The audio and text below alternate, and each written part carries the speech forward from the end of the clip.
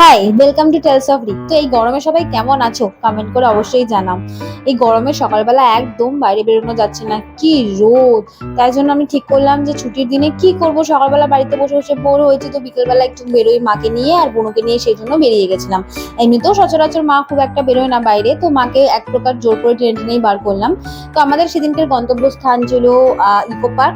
দেখো, ইকো পার্কের এই পাশের যে খাবারের দোকানগুলো থাকে না, দেখে আমার মনে হয় চট করে, মানে এত লোভ লাগে খাবারগুলো দেখলে, মনে হয় চট করে কিছু একটা খেয়ে নিই। তো আমরা মোটামুটি 6টা সাড়ে 6টা বাজে তখন আমরা ইকো পার্ক পৌঁছে গেলাম, আমি, বুনু আর মা। আর এই দেখো, এই মিষ্টির যে হাফটা দেখি না, এটা দেখলেই আমার মনে হয় ঢুকে সব মিষ্টি খেয়ে নিই। মেয়েরা সাধারণত মিষ্টি লাভার হয় না, বাট আমি কিন্তু খুব সুইট লাভার। যাই হোক, 6:30টার মধ্যে আমরা ইকো পার্ক পৌঁছালাম। আমি তো খুব টেনশনে ছিলাম যে 7:30টার সময় বন্ধ হয়ে যায়, বাট এই যে নতুন টাইমিংসটা দেখে মনটা ভরে উঠলো আনন্দে। 8:30 অব্দি নতুন টাইমিংস করে দিয়েছে, তোমরা যারা জানো না তাদের খুব সুবিধা হবে এটা। 8:30 অব্দি এখন ইকো পার্ক খোলা থাকে, বাট 7:30 অব্দি তোমরা টিকিট কাটতে পারবে। তো আমরা টিকিট কেটে ঢুকে গেলাম, আমি, মা আর বোনও। দেখো, এই যে ঢুকছে। মা কখনো এর আগে ইকো পার্ক আসেনি, সেই জন্য আমার ইকো পার্কটা চুজ করা মাকে নিয়ে দেখানোর জন্য।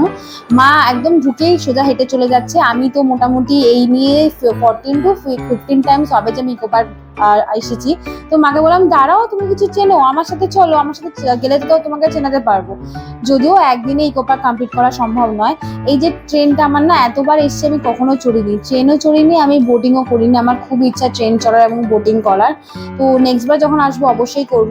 আর ঢুকে তো আমি মাকে বললামই যে একদিনে তুমি কমপ্লিট করতেই পারবে না ইকো পার্ক, এত বড় জায়গা। আমারই তাই লেগে গেছিল মোটামুটি 4-5 বার এসে, তারপর আমি ইকো পার্ক পুরোটা কমপ্লিট হয়েছে কিনা তাতেও আমি এখনো মানে সন্দেহ। 4-5 বার আসার পর মোটামুটি আমার একটা ইকো পার্কের সম্বন্ধে ধারণা হয়েছে, কোথায় কি এবং কমপ্লিট হয়েছে। এই সন্ধ্যাবেলার শোটা মাকে দেখাতে পেরে আমার খুবই ভালো লাগছিল। মাকে বলছিলাম যে এখানে মিউজিকের সাথে সাথে বেশ ঝর্ণা হয়, তো সেটাই মাকে দেখাচ্ছিলাম।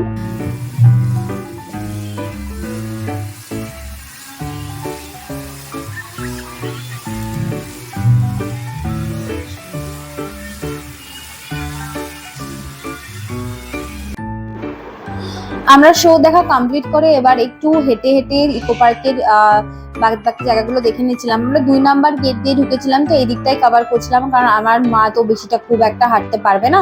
তো আমি জানি, সেই জন্যই দেখো কিছুটা কিছুটা করে দেখছি, আর দুজন মিলে, মা আর বোন মিলে বসে পড়ছি। তো ওটাই সই, অগত্যা আর কি করা যাবে। একটু একটু করে হাঁটছি আমরা, একটু একটু করে ঘুরছি, একটু একটু করে মাকে এক্সপ্লানেশন করছি যে এইখানে ওটাও, সেইখানে ওইটা। আবার মা গিয়ে বসে পড়ছে।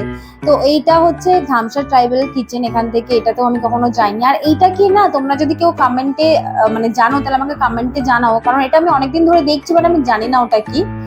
আবার কিছুক্ষণ আমরা হাঁটতে হাঁটতে দেখে দেখে আবার বসে নিলাম, একটু রেস্ট নিয়ে নেওয়ার পালা। মা প্রথম দেখে, আমি ভিডিও করছি দেখে মা হাই করলো, তো আমার খুব ভালো লেগেছিল। মাকে বসে বসে আমি বোঝাচ্ছিলাম যে দূরের কটেজ গুলোয় থাকা যায়, তো আমি জানি না ইন্ডিয়ানরা থাকতে পারে কিনা। এটাও যদি কেউ জানো তাহলে অবশ্যই কমেন্টে জানো। আমি বলছিলাম ভিআইপিরা থাকে, ফরেনাররা থাকে।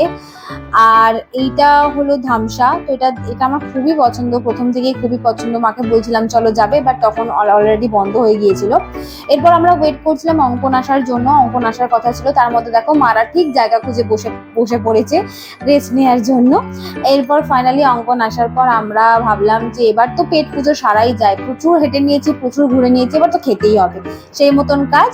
আমরা চলে গেলাম মোমোর পাশে, একদম ফ্যামিলি চিকেনে। চিকেন মনটা পড়ছিল, সেই জন্য খুব খিদে পেয়ে গেছিল আমার, প্রচুর হেঁটে নিয়েছি, বিকালবেলা থেকে কিচ্ছু খাইনি।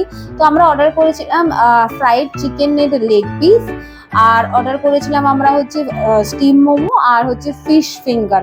টোটাল আমাদের বিল হয়েছিল 550 অল ওভার।